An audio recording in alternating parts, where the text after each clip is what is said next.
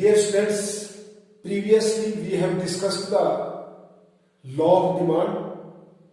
Today we are dealing with the change in demand. Change in the demand में हम first of all discussion करेंगे extension of demand.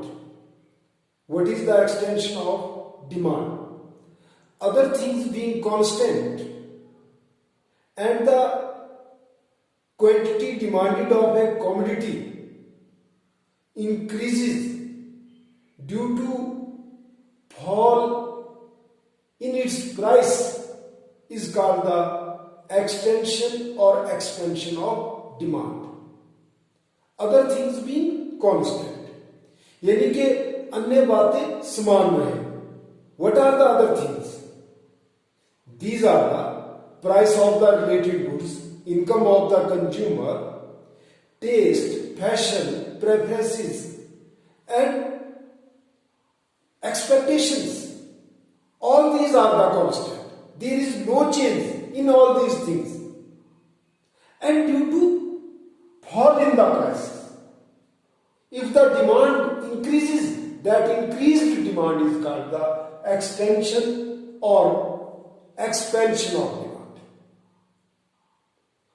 According to this diagram, previously we have the OP prices. These are the initial prices, OP prices. And at the OP prices, OQ quantity of the commodity was demanded. And due to fall in the prices, OP to OP1, this fall, prices falls from OP to OP1 and demand increased OQ to OQ1. This increased demand, that is called the extension of demand. आप देख रहे हैं कि यहां पर law of demand implement हो रहा है. लॉ ऑफ डिमांड में भी क्या था कि जो अदर थिंग्स थी, जैसे उपभोक्ता की आय थी, संबंधित वस्तुओं की कीमत थी, उसमें या भविष्य में कीमतों के बढ़ने या कम होने की संभावना के बारे में बात थी, फैशन था, टेस्ट था, प्रेफरेंसेस थी. All these things were constant. ये सारी बातें यदि स्थिर रहती थी तो जो फॉल आ रहा है प्राइसेस में, जैसे मैंने यहां पर दर्शाया आपको कि ओपी से प्राइसेस OP1 आ जाता है और आपका डिमांड OQ से बढ़कर OQ1 हो जाता है. This is called the extension और एक्सपेंशन ऑफ डिमांड. मेरे ख्याल में बिल्कुल सिंपली बात है. और इसके बिल्कुल थोड़ा सा ऑपोजिट यदि हम चले तो वो कॉन्ट्रैक्शन ऑफ डिमांड है. कॉन्ट्रैक्शन ऑफ डिमांड में क्या होता है कि आपका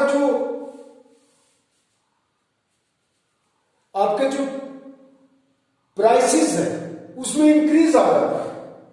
सेकेंडली हमारे पास है contraction of demand. In case of the contraction demand what happens, here is also other things being constant and the quantity demanded of a commodity falls due to the rise in the prices. It is called the contraction of demand. आप देख रहे हैं कि prices OP से बढ़कर यदि OP1 हो जाए तो क्वांटिटी डिमांडेड OQ से घटकर OQ1 हो जाती है. ये जो आपके पास डिमांड में डिक्रीज आया है, फॉल आया है, that is called the contraction of demand. इसको हम कॉन्ट्रैक्शन ऑफ डिमांड कहते हैं. मींस यहां पर जो फॉल आया है डिमांड में, that is due to the prices, that is due to the rise in the prices. तो सिंपली हम ये बात कह सकते हैं कि अन्य बातों के समान रहते हुए यदि कीमत में बढ़ोतरी हो जाए, कीमत बढ़ जाए, उसके कारण मांग में जो कमी आती है उसको हम कॉन्ट्रैक्शन ऑफ डिमांड कहते हैं। तो हमने दो बातें डिस्कशन किया कि एक तो एक्सटेंशन ऑफ डिमांड और दूसरा contraction of demand. Extension of demand में क्या हो रहा था? सिंपली यही था कि प्राइसेस में फॉल आ रहे थे और डिमांड बढ़ रही थी। और कॉन्ट्रैक्शन ऑफ डिमांड में क्या हो रहा है कि प्राइसेस में राइज हो रही है और डिमांड फॉल हो रहा है। आप देख रहे हैं in case of the extension of demand and contraction of demand, what is happening? We are moving from one point to another point on the same demand curve. आपका जो डिमांड कर्व है इसी पर हम मूव कर रहे हैं। आपने एक्सटेंशन ऑफ डिमांड में देखा था कि हम यहां से यहां मूव कर गए थे, बट अब हम यहां से वहां मूव कर गए। तो आप सेम डिमांड कर्व पर ही यदि मूवमेंट करें from one to another point, that is called the extension of demand and the contraction of demand. Right now we are discussing the increase in demand and decrease in demand. What is, first of all, try to understand the increase in demand and decrease in demand. When the price is not effective, but due to the other factors, the quantity demanded of a commodity rises, that increased demand is called the increase in demand. And if the quantity demanded falls due to the other factors, that is called the decrease in demand. बहुत साधारण सी बात है कि positive effect हो रहा हो other factors में। क्या पॉजिटिव इफेक्ट हो रहा है कि उपभोक्ता की आय बढ़ गई, कंप्लीमेंट्री गुड्स की प्राइसेस कम हो गई, आपका टेस्ट फैशन में विशेष इंटरेस्ट आ गया उसमें, और भविष्य में हो सकता है आपकी कीमतों के बढ़ने की संभावना हो गई। तो एट प्रेजेंट क्या होगा? The demand curve will shift D to D1 हम शिफ्ट कर जाएंगे इस डिमांड कर्व से इस डिमांड।